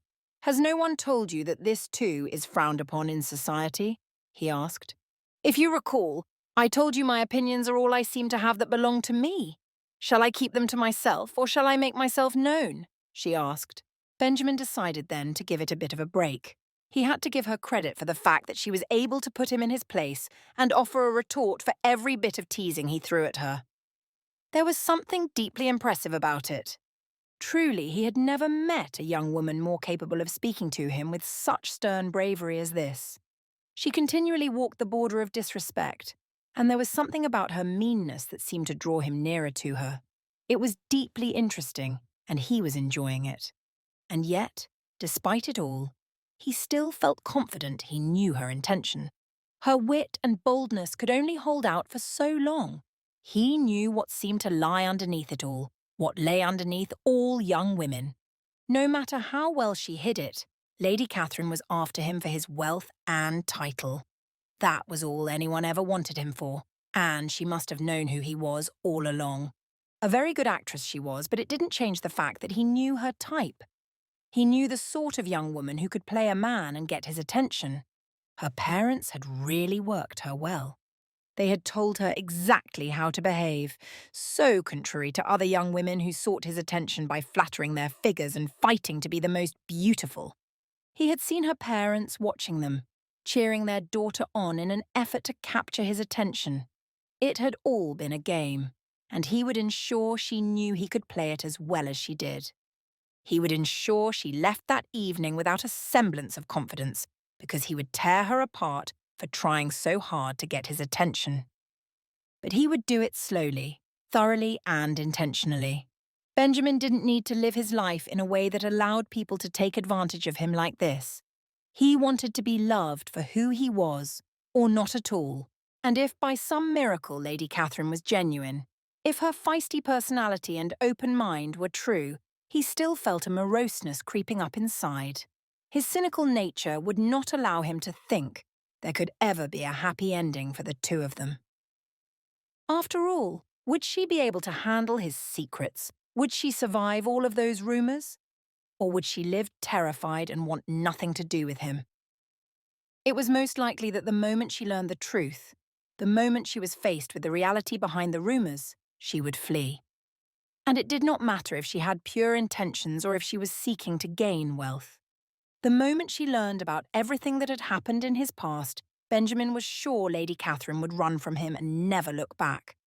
How could she not? And what if history repeated itself?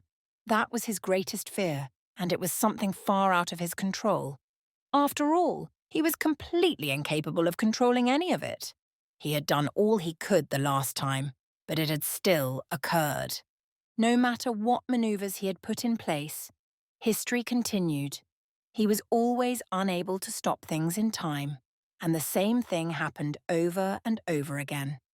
Truly, what woman would ever want to be involved with him when he was unable to prevent her demise, even when he made an effort, even when he tried with every bit of his authority and power? No, he could not do any of that. He could not risk this young woman even if she was genuine. He simply could not put her in that position. Yet in the back of his mind, he wondered if he ought to listen to Faversham. What if he did honestly give this a try? What if he chose to press forward and make an effort to see things through with this beautiful woman and find an affection between the two of them, something that could last? Yes, she had intrigued him, but he was too frightened to have hope. He was too hesitant to believe it could ever be any different.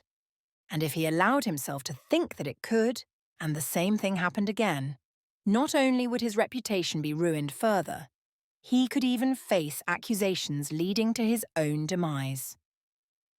Benjamin looked back at Lady Catherine and noticed that she was watching him with an intensity as if trying to learn what secrets were in his head that had caused him to grow quiet when he had been such a troublemaker moments ago.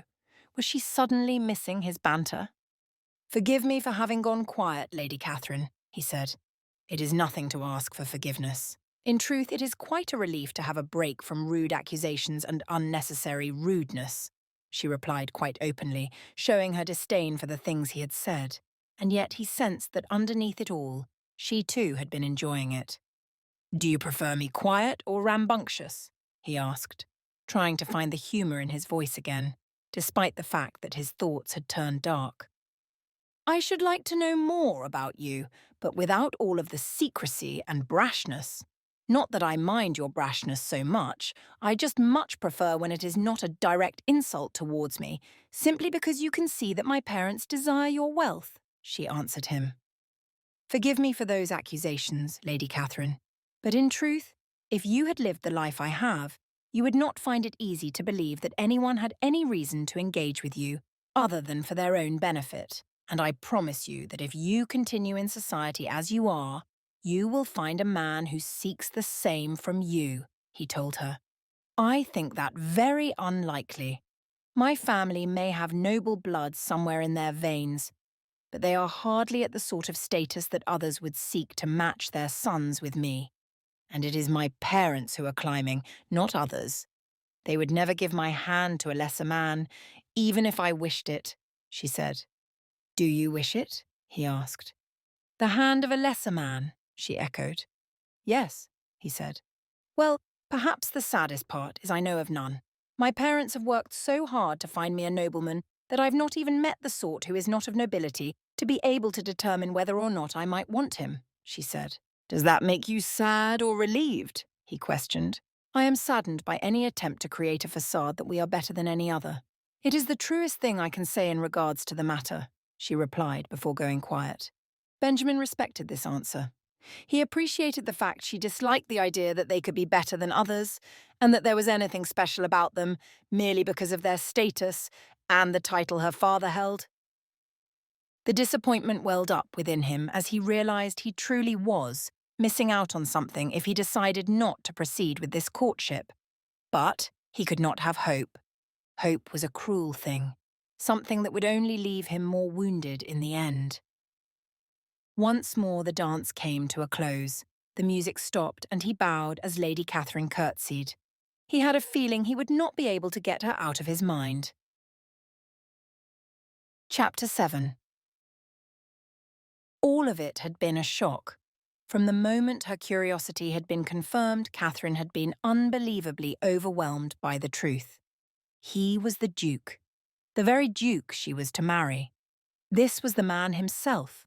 He was the one who had been teasing her, who she had told about all the rumours and had complained to. It was him. And he had the audacity to behave that way during their dance. What a miserable man he was. She had tried so hard to act accordingly when she learned his real identity, but he had only mocked her. He had made that remark, comparing her to cattle or livestock or whatever it was, and had insulted her so deeply. He suggested she was being sold, and not only that, but that she didn't mind it. The entire time he had played as if he'd known nothing. She could have asked him his name sooner, but he continued the conversation, steering it away from the question.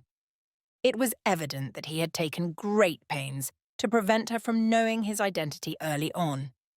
Yes, he had been a terrible liar and a cruel man to lead her into this, to cause her so much grief.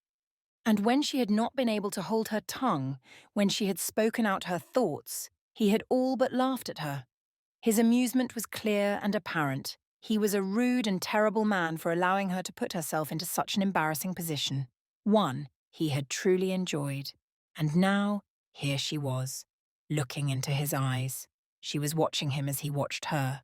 As they raised themselves from the bow and the curtsy and faced each other all over again. Yes, her parents were proud. Yes, society gossiped. Yes, everyone was jealous but also deliciously entertained by this thing that had caused her so much humiliation over the past few minutes. Why did she even go out to the balcony in the first place?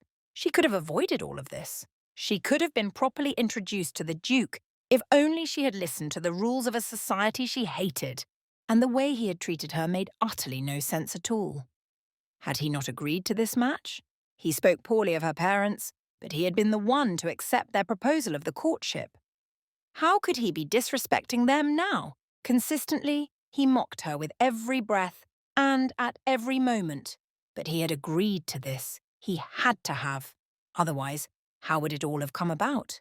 And now, after everything that had occurred, he stood holding her gaze, an expression of— was it sadness? Curiosity? Pain? What was underneath the scar and the hooked nose and the deep eyes? There was something that held her, and Catherine wished she knew what it was, but she could not read him. She understood nothing from him, and perhaps that was the most infuriating thing of all. She wanted to know what it was he held in his thoughts, but she would never be privy to them, of that she was sure. Catherine tried to shake it all from her thoughts, but she was unable to do anything until he finally gestured for them to move from the floor. After all, they had already danced twice in a row, which was not usually done. The gossip would already be rife around them, and she didn't want any more of that. She only wanted to be cleared from everything that was occurring. Catherine couldn't handle much more of this. Not from him. The Duke escorted Catherine to the edge of the floor and the side of the ballroom. True, they were still being watched, but at least people were beginning to lose interest and going back to enjoying their evening without regard to what was happening between the mysterious Duke and the daughter of Lord Abingdon. But Catherine's parents were waiting at the edge, as well as a man dressed rather nicely who appeared to be some sort of staff or valet for the Duke. "Your Grace," the valet began, "it is time you made a speech, welcoming your guests. All should be here by now, so it would be the right timing." Catherine sensed that the man was trying to coax the Duke into something he didn't want. When she saw the expression on the Duke's face, she almost wanted to laugh at the dread she saw beneath his gaze. "Yes, I shall, he said dryly. His valet nodded, appeased by the answer. The Duke moved closer to the musicians and rapt everyone's attention. He opened his mouth, and Catherine listened to his blend of eloquence and brevity. "Good evening to all of my esteemed guests. I thank you for coming, and I do hope you all enjoy your evening. It honours me that you should come this evening to my home, and particularly so since I have heard all sorts of reasons why you ought to keep away," he said, alluding to the rumours with humour in his voice and a coy smile on his lips. Catherine expected him to say something further, to give some sort of warmth. But instead, the Duke ended with that comment, just enough to make his guests feel slightly uncomfortable. She glanced at his valet, who closed his eyes in disappointment and breathed slowly through his nose to remain calm and not get overly embarrassed. It was clear that was not the sort of speech he had hoped his master would make. Still, there was amusement in it, and Catherine was not surprised by it, considering how their conversations had gone that evening. She was, in fact, surprised that he pushed it no further.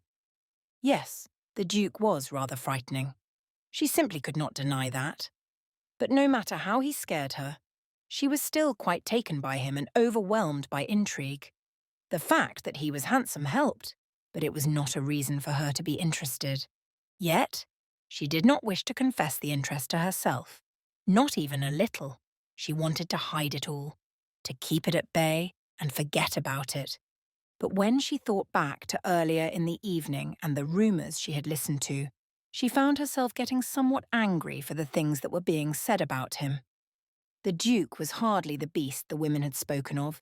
There was something underneath that, and she suspected she had barely scratched the surface, that there was quite a great deal deeper she would have to go before she found the real man he was inside. No, she had hardly seen even a bit of it. The hardness of his exterior was evidently a guise he put on to protect himself, and having heard all those rumours, she could not blame him. Catherine even felt a little bit sorry for him that people would say such clearly untrue things. He was not the man society claimed him to be at all. But Catherine noticed quite suddenly that her parents had vanished. They were no longer beside her. Only then did she see that they had gone closer to the musicians, waiting for the Duke to finish his speech. Immediately they began a discussion with him. Catherine knew it would be easy for her to be caught eavesdropping, so she moved over quite subtly. Trying to listen as best she could, it soon became clear what was being discussed. Immediately, she wished she could run off again. "Well, we are hardly a family of your means, Your Grace, and she is our only child, a wonderful daughter. I am sure you have noted that she is quite beautiful as well. We've had a great deal of offers for her, and I can't say they have been small ones," her father remarked. Of course, Catherine realised. Her mother and father were trying to haggle over the dowry. They wished to get more for her hand. It was terrible form, a humiliation. They truly were trying to sell her off without a thought. Catherine looked straight at her parents, upset that they would behave like this, but her eyes caught something else then. It was the Duke. He was looking directly at her with an angry glint in his eyes. Humiliated, Catherine began to move closer, hoping she might salvage the situation and get her mother and father to cease in their attempts to negotiate her life away. But before she could say a word, the Duke turned on his heels and left the ballroom. He must have thought she was listening in to ensure a high price. He must have believed she, indeed, was the very same as her parents, trying to use him like that. Oh, it was too horrible. He really believed she was that sort of young woman after all. But what Catherine did not expect from it was her own hurt. Being left by the Duke without his desire to hear her out, without letting her explain or scold them, and the fact that he believed her to be just like them. It wounded her somehow. She was not just embarrassed. She was broken that he would have such a low opinion of her after everything she had told him. Her father's behaviour had been terribly inappropriate, but it was not a reflection of herself. And she was angry at her father not just for how he had acted, but for the fact that the Duke was right to have reacted in such a way. He was right to have been angry and upset. What her father had done was inexcusable and only proved her right about what he thought of her. Within a few moments, Catherine noticed another man and his wife approaching them. If she remembered correctly, it was the Earl of Warren. "Congratulations to this exquisite young woman. You must be very proud parents since you've managed such a propitious arrangement with the Duke. He is not only one of the richest men in all of England, but certainly among the bravest as well," the Earl of Warren remarked. Catherine saw her father's stature shift. He was filled with pride at this acknowledgement, almost as if it had been his own accomplishments being complimented. "Well, we have raised the sort of daughter deserving of nothing less," he remarked. Catherine felt her cheeks warm with embarrassment at her mother and father's behaviour. It was quite unnecessary, but she simply looked down coyly. She wished none of this was happening and pretended she had not noted any of it. "Yes, of course," the Earl of Warren replied, faltering gently at her father's response. "Indeed, we knew her beauty would make it easy to capture the attention of a man like that. How could he resist her? Or us? We are as good a family as any, and he is lucky to have such an arrangement with us," Lord Abingdon said outrageously. Catherine's head jerked up in shock, and the look on the Earl and Countess's faces were also ones of utter shock. Well, that is interesting enough, I suppose. Anyway, we simply wished to congratulate you on the betrothal to such a strong and brave man," he remarked, turning to leave. But Catherine could not leave it at that comment. She had to know more, as she knew very little about the man the Duke truly was. "Please," she said, stopping them. She took a few paces in front of her parents and gave the Earl an apologetic look. "Please tell me, what is it that makes the Duke so brave?" The Earl gave her an appearance of compassion, as if understanding that maybe she was not the same as her parents. "The Duke of Windermere did quite his fair share of duty in battle. He is a national hero. It is not spoken of as much as other things, but it ought to be. He is a great man for our nation," the Earl said. "Indeed?" she asked. "Yes, indeed. He is not the same man as he was before he went off to war, but he is still quite as good as he ever was. Changed, but still a man of great nobility, far beyond a simple title," the Earl added. Catherine nodded, and the couple departed. She was utterly curious about all of this and wished to learn more. Feeling amazed by his exploits, Catherine could not quite understand how a man of so much nobility and such a status as being a war hero could also be so boorish and rude. The Duke of Windermere was a great mystery, a mystery she wanted desperately to unravel. Chapter 8. The country estate was refreshing after the events of the days prior. Sitting in his parlour enjoying a glass of whisky with Faversham sitting beside him, he felt more at ease. A bit of relaxation was all he needed. With this, he could propel himself forward, ready for whatever society chose to throw at him next. "I imagine you are thrilled to be away from London again," Faversham noted. "More than you might imagine," Benjamin replied. "Although it had its good points, I cannot blame you for being glad to spend some time here where you are happier," the valet continued. Benjamin knew Faversham was skirting the issue he truly wanted to address. But Benjamin had no desire to discuss the issue that had taken place at the ball, or the fact that he had left so abruptly. He didn't wish to discuss Lady Catherine or her parents or anything else that might pertain to society. He was in his home out in the country, far away from all of it. And it was a great deal better place to be when he had fresh air and quiet. "Yes, I am glad you are free of everything that was tying you down there," Faversham said, hinting all over again. Benjamin released a long, irritated sigh and looked directly at his valet. "Faversham," he began slowly, "if you have something to say, it would be good if you would speak directly, rather than hinting all these things at me as if I cannot discern what it is you really wish to speak about." It was clear that Faversham was ready and willing to do so now that he had permission. After all, the Earl of Warren and his valet were the only two men in all his life who were able to speak freely and bluntly to him. They were good friends and behaved as such. "Honestly, Your Grace, you were a fool that night. Truly, a great fool," he said, perfectly at ease to share this opinion. Benjamin leaned back in his chair and took a swig of the whisky. "Don't get ahead of yourself, Faversham. You are fast becoming worse than Warren with your displeasure of me," he remarked in reply. "You think so?" Faversham challenged. "Indeed. You know nothing of the reason for my departure and my displeasure at Lady Catherine and her family," he answered tersely. "Then share," Faversham urged. "Certainly. If that is what you wish, then that is exactly what you shall get. You see, I do not enjoy being toyed with, Faversham. Lady Catherine must have been taught quite well. She was well trained in the art of capturing my attention," he scoffed. "How so?"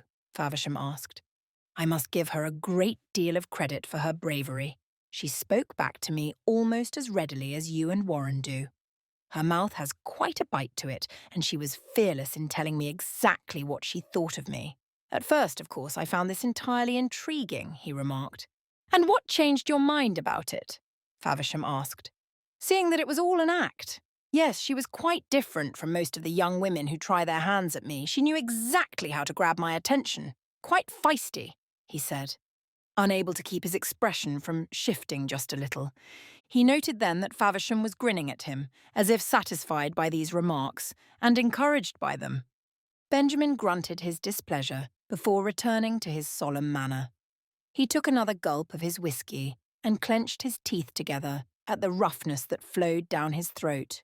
He knew better than to encourage his valet. He knew he had been intrigued by Lady Catherine, but none of that mattered. It was evident to him that she and her parents cared only for the dowry that would be offered upon a commitment to marry her. Having no intention of being used that way, and angered by the fact he had nearly fallen for her act, Benjamin pushed away all hopes that there might ever be anything between himself and the beautiful young woman. Her wit, cleverness, bravery, and words like arrows, all of it had been false. He could not trust her, and he hated himself for having believed he might. She had made a fool of him, and he didn't take kindly to that. Her father openly asking him for more money and trying to sell her off had not been a great surprise. After all, it was what she had expected from him and the sort of behaviour she had already warned him about. But when he saw her standing there, listening in as if trying to ensure they were paid enough, it had left him hurt and angry. She had been falser than he might have known. "It is quite clear that you are intrigued by her," Faversham noted. "You think so," he replied bitterly. Why do you not at least give her one further chance? You ought to invite the young woman and her family to spend some time at your Berkshire residence. You could get to know her better, away from the eyes of prying society. You might even be able to get her away from her parents enough to learn what she is really like without them, the valet suggested. That is absolutely the poorest idea I have ever heard from you, Faversham. What on earth makes you think I would ever do something so foolish? No, absolutely not, he replied determinedly, annoyed that it was even suggested. Oh, do think about it. You could truly get to know her and you might be entirely surprised. Whatever occurred at the ball, you most likely misunderstood something. I know what you think about young women in her position, but some of them are genuine and good, Faversham noted. Yes, I am sure some of them are, but she is not one of them. Why is that so difficult for you to believe? Benjamin challenged him.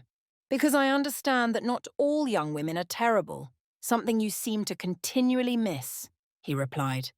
Did I not just agree with that? Benjamin pointed out. But you said she is not one of them. It is my firm belief that she is. And I think if you gave her a better chance to prove it, you might be pleasantly surprised. You might find that she is even better than you might have ever imagined, Faversham replied with great encouragement. Benjamin looked at him with hesitant anger. He did not wish to mention what he knew must be said if Faversham was ever going to cease this ridiculous line of thinking. No matter how it hurt him to bring it up, he had to. Don't you remember what happened the last time we invited someone? He asked darkly. Benjamin knew his low, ominous voice was only going to cause Faversham to be frustrated, but he didn't care. He was angered at even having to bring it up. It was horrible that he could never live his life freely as he wanted, thanks to these dark things from his past that he had not caused. But it had to be said, otherwise Faversham would never cease. What happened to Miss Fiona will not happen again, he added. He wouldn't let it.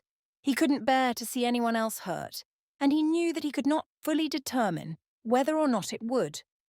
It was best if he kept women at bay, but the thought of having a woman come to visit again was completely out of the question. He could not risk it, not for himself or for her, not even for a woman like Lady Catherine, who seemed unique and different. It was far easier if he wallowed in the belief she was as much a status climber as her parents. No matter the doubts that lingered in his mind, the parts of him that wondered if she truly was, or if he had indeed misunderstood, he simply couldn't bear to think of her coming to his estate. Perhaps, Faversham began hesitantly. Perhaps what? He pushed. Perhaps this time the truth would be preferable, Faversham managed to say. Benjamin looked at him as though he were mad. He could not believe Faversham would even suggest such a thing. It was madness. Foolishness. How could he even get a young woman to stay once she knew the truth? You believe any woman would remain in my presence upon hearing the truth? He challenged. Lady Catherine remained with you upon hearing the rumours. And the rumours are far worse than the truth, Faversham noted. The rumours are ridiculous enough that no matter how much a young woman enjoyed sensationalism, she would not truly believe it. The truth is far worse because it can be believed, he said. Then allow her to believe it. It cannot hurt. You ought to tell her the truth.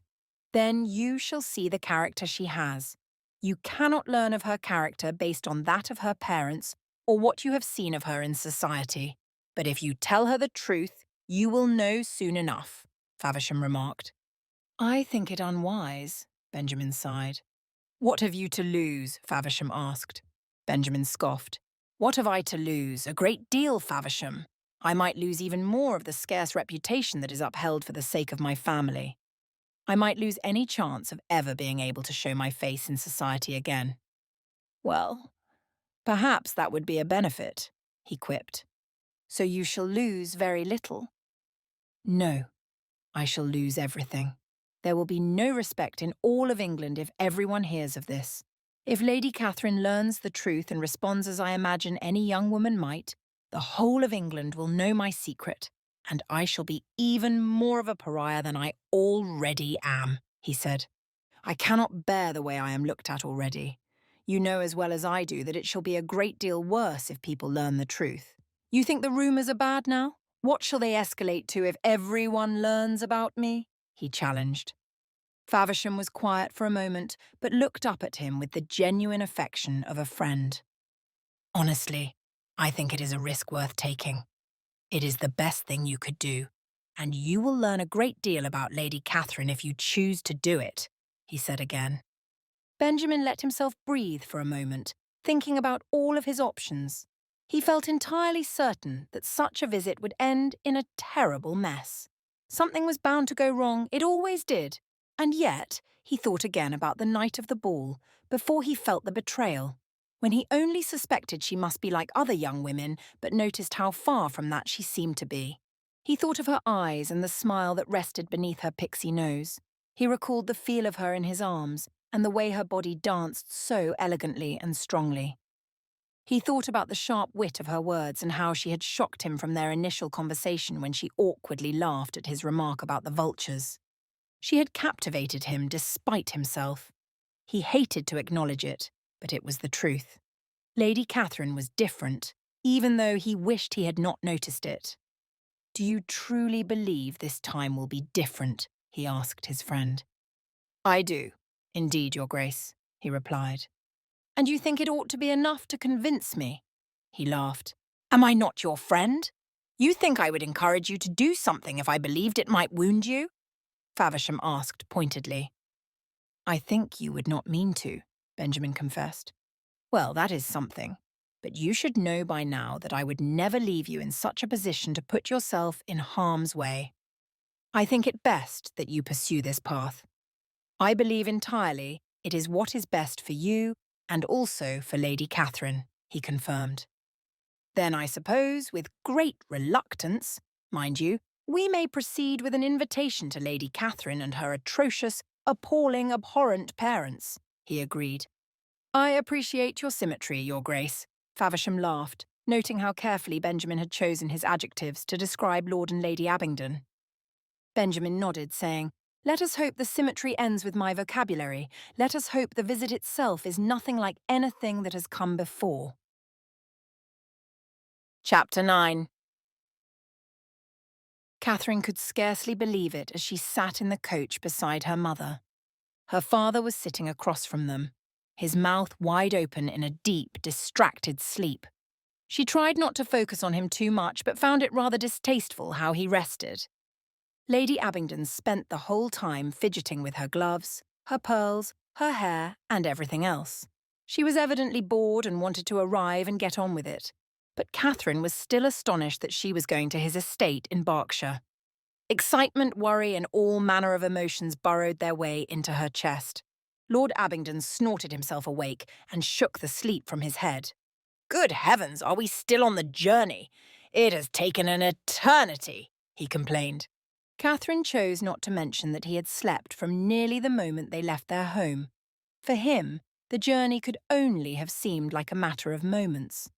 "Well, it would seem this is simply the way of the Duke. He takes an eternity to invite us and now brings us to his estate so far from civilization.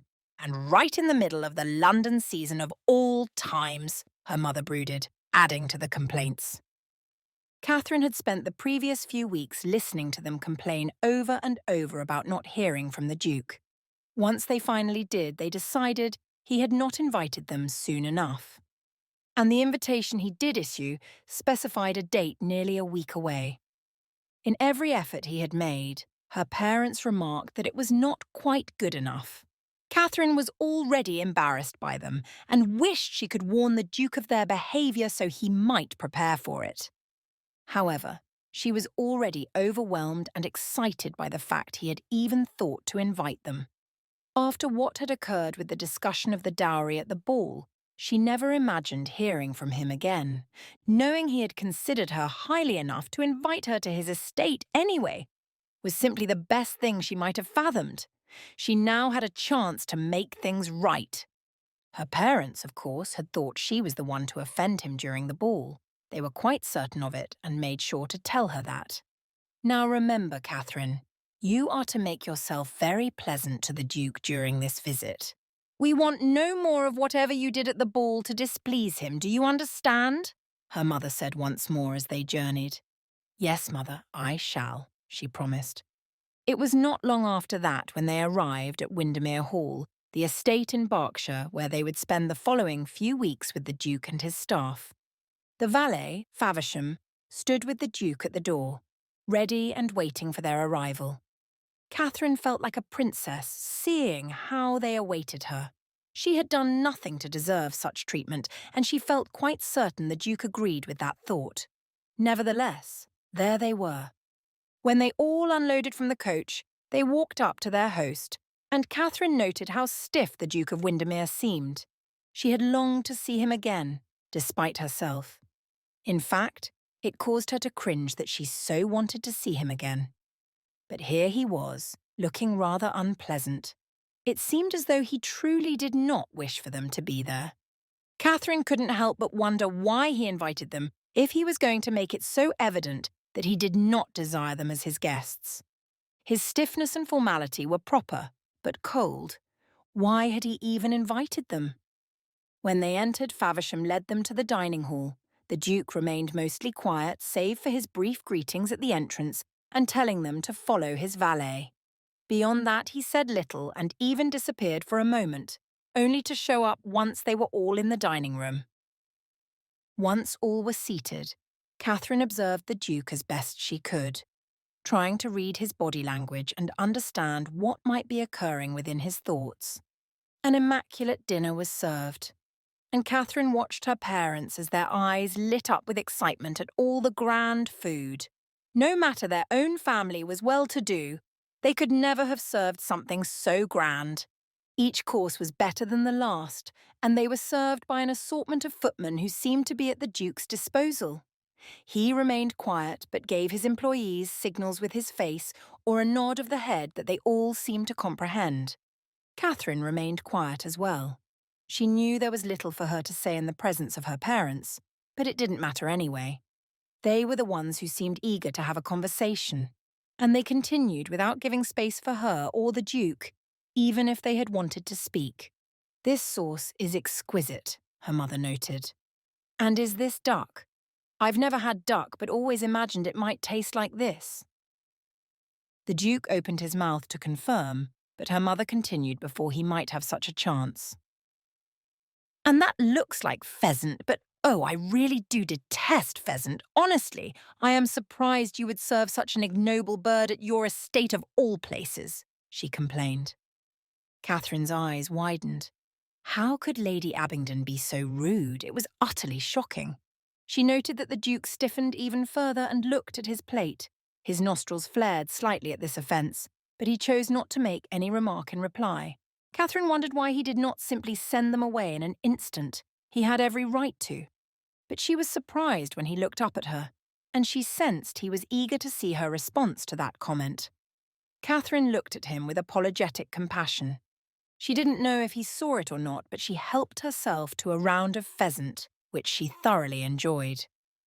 Whether he noticed or not, she was determined not to let her mother's behaviour cause any further embarrassment. Her father spoke plenty of meaningless things, such as bragging about his billiards abilities and dropping the names of anyone in society he deemed important enough for the Duke to hear. It was quite shameful, but Catherine was growing accustomed to that. She felt certain the Duke was no longer surprised that they behaved so childishly. Once dinner had finished, Catherine hoped she might have a moment to speak with the Duke. She wished to confirm with him that she had not been a part of the ridiculous scheme her parents had concocted to try and get a greater dowry. In fact, she had even thought about begging him to offer them less and tell them that it was a result of their own behaviour. She wanted to see them punished, but it was not to be. Instead, she was shown to her bedroom, where she would stay during their time at his estate. It was a large room, painted all in white save for crimson accents. Catherine noted the beauty and wished she could stay in the room always. Not for its decadence, but for its comfort. The bed was softer than any feather she could imagine. She wished to sleep forever and not wake up, for to wake meant having to leave the bed. Yes, this was a dream of a place to sleep. It did not take long before her eyes closed, but when she awoke, It was not as she might have expected. Voices echoed throughout the hallway, and Catherine found herself startled and confused by them. She didn't know who it was or what was happening, but there was evidently something occurring that had caused a great stir. As her heart began to beat faster, Catherine grasped for a candle and lit it with shaking hands. Finally, the match took to flame, illuminating the wick and casting an eerie glow upon the walls. Catherine could think of no reason for the disruption. Unless someone had been hurt, why would a commotion have been raised? Her fingers gripped at the handle of her door, and she slowly opened it and looked out into the empty hallway. Nothing seemed amiss, but she was able to hear the raised voices a little bit louder, so she stepped into the hallway to determine where they were coming from. Catherine lightly tiptoed down the corridor towards the stairs, but stopped at a window when she realized the noise was louder there. Peering outside, she found the source of it. There were people in the garden with torches. Perhaps a dozen of them. She couldn't help but wonder who they were, or why they had scattered themselves about the flowers. Catherine worried that the buds might get trampled. Her eyes searched for answers but found none. Quite suddenly, Catherine was startled by the presence of the Duke rounding the corner. A small yelp escaped her lips, and she put a hand to her chest. "Your Grace, forgive me. I was startled," she whispered. The appearance of his face showed his frustration. No, maybe it was something else. Certainly he was upset, but there was something underlying that. Fear? "Your Grace, what is it? What is going on outside?" she asked nervously. "Go back to your room," he told her brusquely, breathing heavily through his nose and seeming anxious himself. "Do not dismiss me like that. Tell me, what has happened? Why is everyone making such a fuss?" she insisted. For a moment, the Duke seemed as though his annoyance was going to cause him to speak to her rather harshly. Catherine prepared for it, but instead he sighed and closed his eyes for a moment before replying. "A rogue wolf has been spotted. Here, at the estate, it has everyone quite anxious, and they are chasing the animal away. Now, you had best return to your room. There is nothing you can do about it, and it is not safe for you," he told her somewhat dismissively. Catherine stiffened at his tone. "I'm not afraid of a mere wolf," she scoffed. The Duke turned to her and she felt the weight of his dark eyes upon her. A strange tenderness and softness came into them, as if he wanted to tell her something new and deeper, something with meaning. He appeared kind, vulnerable even. It caused Catherine to freeze in anticipation of whatever it was he was going to say or do. "My brave Lady Catherine," he whispered, with a hand rising to her cheek. He caressed it gently, and Catherine felt her eyes close for a moment as the warmth spread throughout her body. "I imagine that before you, a wolf might be delighted to be brought to heel," he said in that same quiet and deep voice. His eyes were searching her face, and Catherine felt as if no one had ever seen her so clearly. Her lips parted to speak, but there was nothing that could be said. She was entirely at a loss. "Now," he began again, as if waking to himself, "would you please be willing to return to your room and lock the door?" With his gentleness and genuine concern, Catherine nodded silently, cautiously turning from him and making her way back to the room. She sensed his eyes lingering on her for a moment before hearing his feet depart as she closed the door behind herself. As instructed, she locked it and left the key in place so it might not be disturbed from the other side. Immediately, she let out a great exhale and felt the pounding of her chest. The encounter had been something she would never have anticipated, and Catherine began to wonder if it had even happened at all, what with how intense and close it had been. She knew she ought to return to sleep, but it took a few moments of breathing deeply before she was able to calm herself. It had been such a shock to interact with the Duke in this way. He had been both demanding and gentle, a blend she had never encountered before in any man. He was strong, yet vulnerable. It was impressive to see in a man of his station and stature. The hawk-like eyes that peered at her had seemed to see through her entirely. And Catherine wanted to be seen like that again. She wanted to feel what it was like to be noticed, even by this strange man who was so insistent upon her remaining indoors. Even by this strange man about whom rumours abounded and were constantly shifting in their veracity. When she was finally at ease, Catherine moved to the bed and climbed back under the sheets. Her eyes were still wide and ears attuned to the noise that was dimming outside. Whatever was going on, it was finally coming to a close. They must have either located the wolf or chased it away from the estate. She would have to try and sleep, her eyes closed, and she willed herself into a restful state.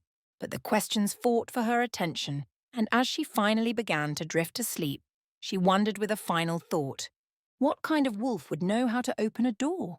Scan the QR code or click on the link in the description to read the full book. The full audiobook will be available on YouTube in a few days. What did you like the most? Comment below and share this video on your social media and with your friends. Watch one of the following videos. Subscribe to our channel, like this video, and hit the notification bell to not miss any new audiobooks. Thank you for watching.